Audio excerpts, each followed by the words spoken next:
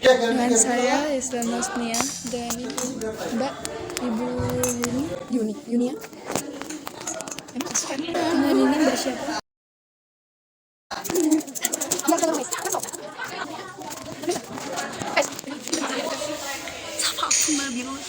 Ini namanya garpu buat melon. Dengan Bapak 512.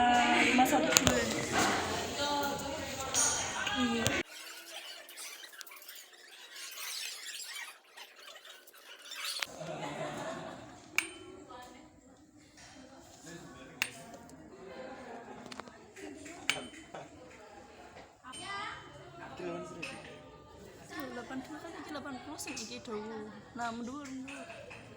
Nah, kakak.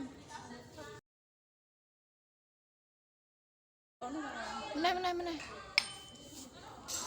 Munggah saya.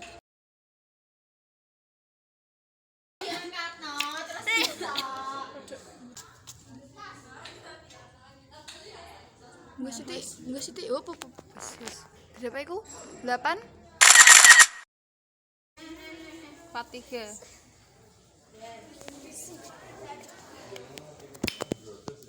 Nah, semono.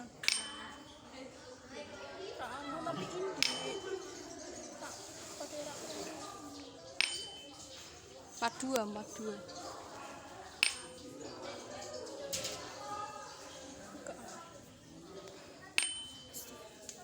Ayo nyoba mengisor mana?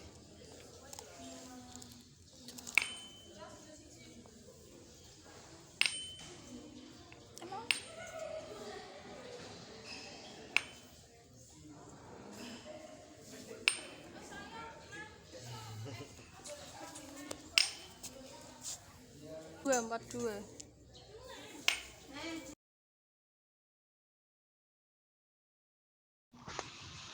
Pada pembahasan ini, kita akan mencari panjang dan volume gelombang yang kita dapatkan dari 4 percobaan tersebut.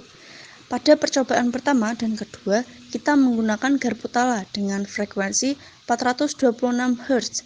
Panjang gelombang pada percobaan pertama kita dapat menghitung dengan rumus L sama dengan 1/4 lambda, dengan L yang kita dapatkan adalah 20 cm, sehingga lambdanya adalah 80 cm atau 0,8 meter. Sehingga kecepatan gelombang dapat kita hitung dengan mengalihkan frekuensi garpu tala dan lambdanya, sehingga hasilnya adalah 340 meter per sekon. Pada percobaan kedua, kita sebut L2, kita hitung dengan rumus L sama dengan 3/4 lambda, dengan L yang kita dapatkan adalah 60, sehingga lambdanya adalah 8 cm atau 0,8 meter. Dan volumenya kita hitung dengan rumus yang sama, dan hasilnya 340 meter per sekon. Pada percobaan ketiga dan keempat, kita menggunakan garpu tala dengan frekuensi 152 Hz. Panjang gelombang pada percobaan pertama, kita dapat menghitung dengan rumus L sama dengan 1/4 lambda, dengan L yang kita dapat adalah 18 cm, sehingga lambdanya adalah 72 cm atau 0,72 meter.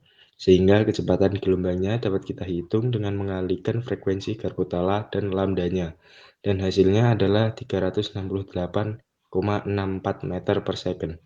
Pada percobaan kedua, atau kita sebut L2, kita hitung dengan rumus L sama dengan 3/4 lambda, dengan L yang kita dapat adalah 58, sehingga lambdanya adalah 77,3 cm atau 0,77 meter.